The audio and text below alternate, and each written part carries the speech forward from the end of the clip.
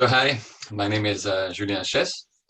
I'm a professor of law at the City University of Hong Kong.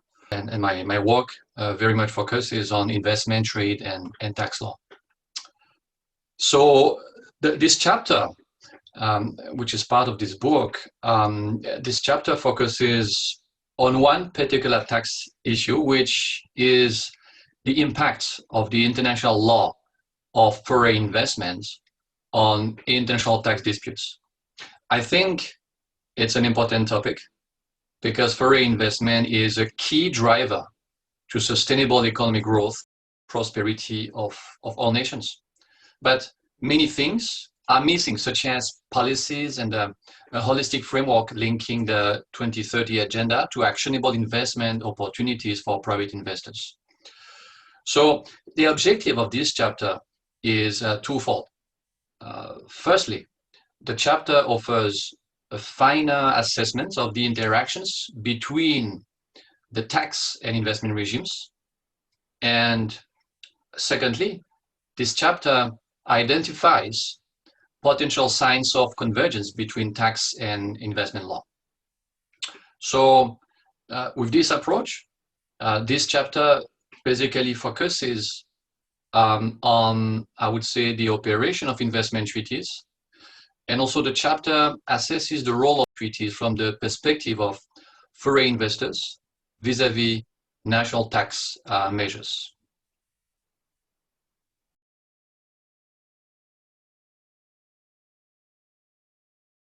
While researching and writing this chapter, I realized that we could find evidences of an important reality, which is that there is a growing number of international arbitration cases that involve a tax issue. So that's not totally surprising because after all, foreign investment decisions and tax regulations are deeply intertwined. But either tax or investment was historically regulated by different authorities, different rules and agreements. And so in short, tax or investment used to belong to different worlds and different spheres. So things have changed a lot over the past 20 years. And today the tax and investment spheres overlap to some extent. I can give you two quick examples. The first one is a case decided in 2002 under NAFTA. That's the case between Feldman and Mexico. In this case, the issue was the failure of Mexico tax authorities to refund excise taxes for exported cigarettes. And that was held by the tribunal to be a violation of the national treatment provision of the investment treaty. A little later, in 2004, there's another interesting case decided by investment tribunals. That's the case Occidental versus Ecuador. In that second case, the issue is the refusal of the Ecuador tax authority to refund input VAT to a foreign investor.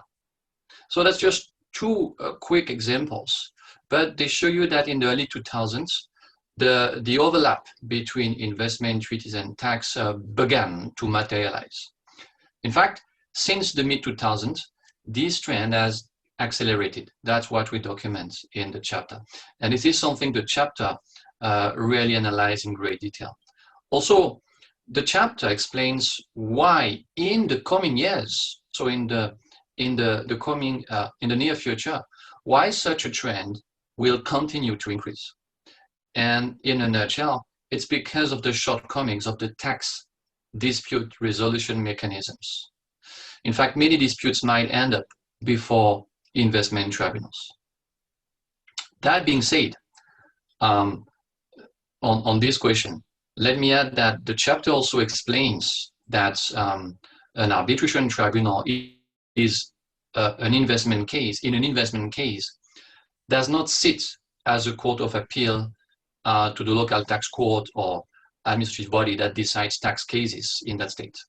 In fact, whether a certain tax is applicable under the laws of a state is a matter for the courts and domestic bodies of that state, not for the International Investment Tribunal. The arbitration, the investment arbitral tribunal, decides whether the state breached any investment treaty obligations in general international law, or perhaps in the contract between the state and the foreign investor. So, in other words, it's not the role of arbitration tribunal to interpret and apply the tax laws of the state to an investor. So, all in all, I feel this chapter should be interesting to many because it shows the way a state applies its tax laws. Even if applied correctly under that state's law, may constitute a breach of the obligations of that state under international law. So for this reason, the matter can be both a question for local tax courts, meaning to be decided solely on the tax laws of that state, and for an arbitration tribunal to be decided on the basis of inter-investment law. And I think this is where we stand today, and this is what really makes the chapter very interesting.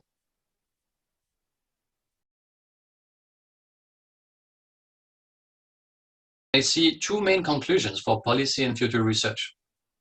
Number one, with regard to pure tax measures, I think it will be important to control tax barriers to investment by promoting cooperation between tax authorities with regard to a number of important issues, such as transfer pricing guidelines, VAT, double taxation and double non-taxation, and also identifying the best tax policy options in the design of tax systems. In this respect, the IMF should build on recent successes to further facilitate governmental cooperation on tax matters. On top of this, governments are increasingly inclined to use taxation, including a number of measures that are at the intersection of tax and investment, namely tax incentives, state aid, subsidies, and harmful tax practices to attract investment. Over the years, many attempts were made to better discipline these practices. I'm thinking of the OECD reports on harmful tax competition, the Action 5 of the current BEPS initiative, the EU Code of Conduct, and so on. And it's important to further expand these efforts in the coming years. In particular, there is a need for more transparency, which will require the spontaneous automatic exchange of information on rulings between treaty partners. The second main takeaway, the second key idea for future research, I would say, is with regard to the evolution of these tax measures and the interactions with the regime on foreign investment. It's crucial to understand that the new phenomenon of investment arbitration that we discuss in this chapter has brought about a number of decisions from different arbitral forums in the tax sector. And all these arbitral decisions contribute to the formation of a case law that is elucidating the meaning of key investment treaty provisions, and also they contribute to the emergence of global economic regulation of tax matters.